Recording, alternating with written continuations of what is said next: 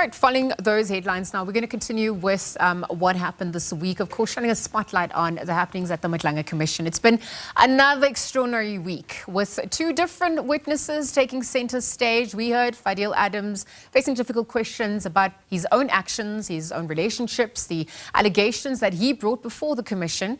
Whilst Vusimuzi, Kat Matlala, he was pressed on his alleged links to senior police figures, the controversial Medicare 24 tender, the wider criminal network surrounding him. But of course, when questioned into the territory that would prejudice his criminal case, Matlala repeatedly invoked his right against self-incrimination. What do these testimonies actually tell about the bigger picture? What also remains unresolved? Andy Mashaile, security expert, now joins us in studio to chat a little bit further. Andy, thank you for making time and being here in studio with us. Good morning to you, Lizel, and the magnificent crew in the production room. I've seen them make calls. It's busy in the production room, and thanks to them. And let's pay our respect and tribute to Zolani, schoolboy Tete. Those who have done this dastardly act should be pursued. Yeah.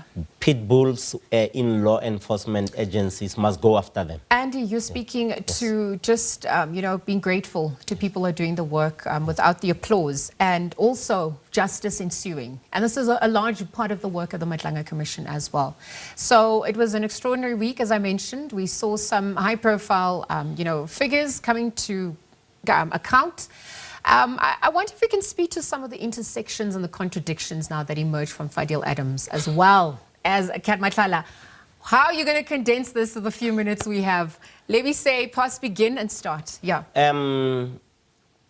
Lizel, the question is no longer whether Matlala or Fadil Adams was telling the truth.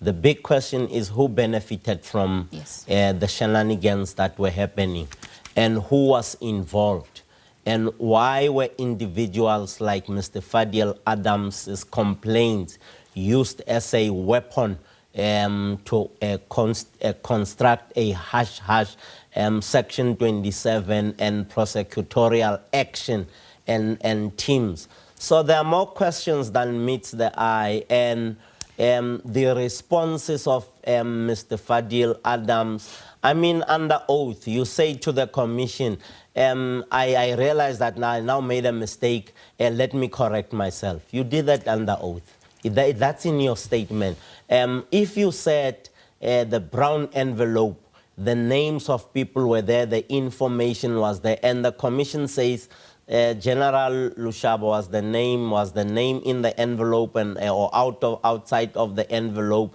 and you can see the men clutching at straws in terms of trying to respond. You realize that these institutions speaks the intersection between criminal, political, prosecutorial, dirty ecosystem, and that ecosystem is being weeded out by the Madlanga Commission. And I'm grateful that in my lifetime I'm able to see a commission like this one.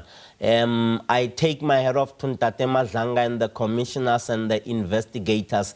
Last night I was speaking to your radio station colleagues. I was saying I'm grateful to the role that women in the commission are playing with regard to, one, unearthing, two, deep questioning that are able to extract the truth from this complex web that we have seen from the 6th of July 2025 allegations by General Mkwanas. And there's so much more that has to happen. Yes. There was a lot of evasion as well, when under the guise of it being self-incriminating. And I wonder if we can highlight what was echoed by Kat Matlala at this point, the defense strategy.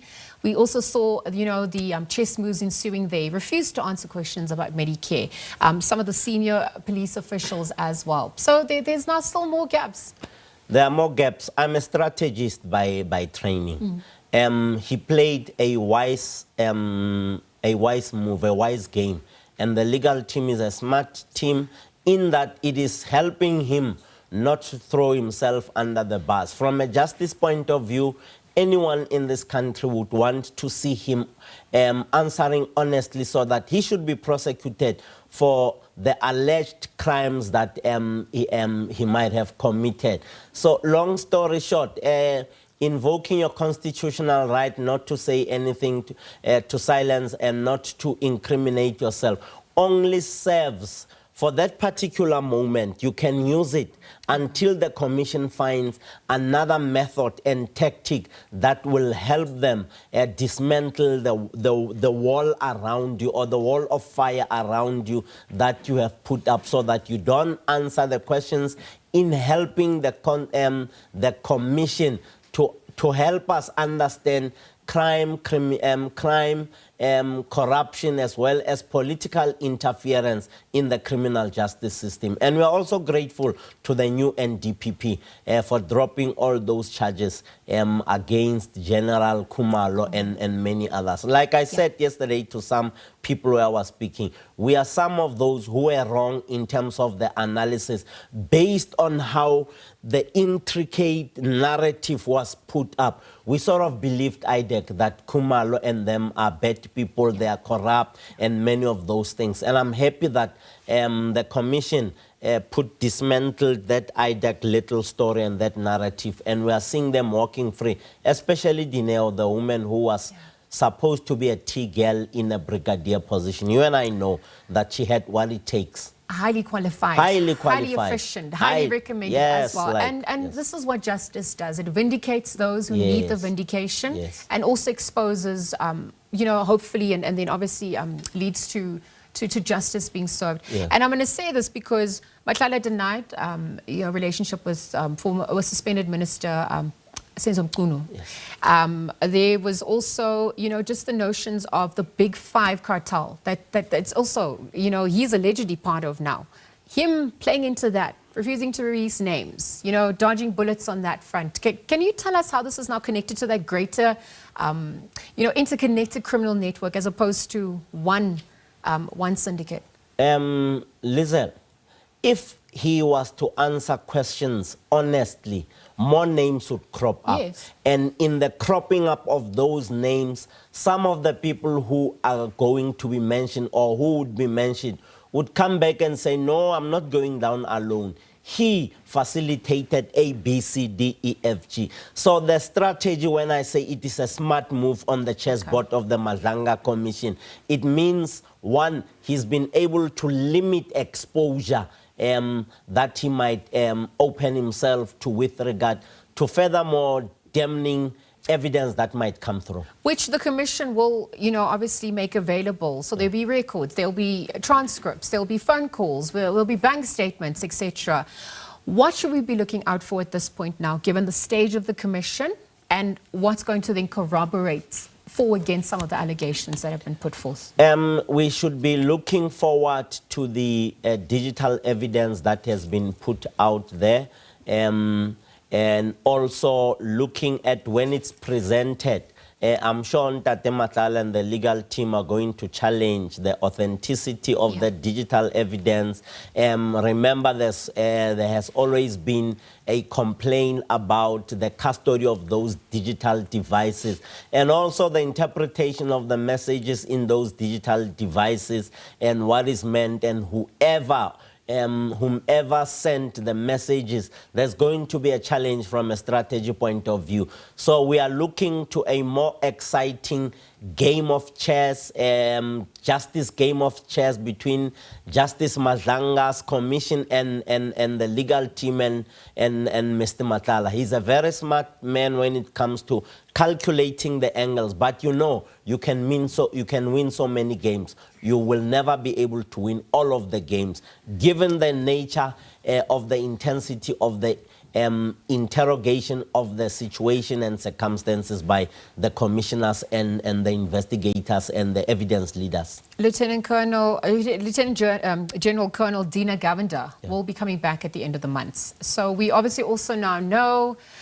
the allegations on that front, and we need to look at how this fits into the bigger picture as well. There's denials in terms of what the allegations entail. I can see you rolling your eyes there. So now, from a strategist point of view, linking to how this is unfolding, given previous testimonies, witness E also counting. Just tell us a little bit more about what we should be looking at on that front. When there's 2 point something meters or million, in your account. Explain that to us. If you cannot explain that to us as the Commission and the people of this country, anything and everything that you're going to say, we are going to take it with a pinch of salt. If you won a lottery and if it was an inheritance, explain that to us.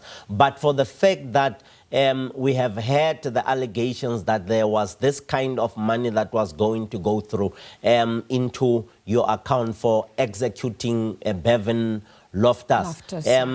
Explain to us in a way and manner that will help us clear you from our minds. And long story short, we have also learned that he was being coached to throw General Ntantam Mkhwanazi under the bus. It's not easy to throw Mkhwanazi under the bus. I have worked with Mkhwanazi.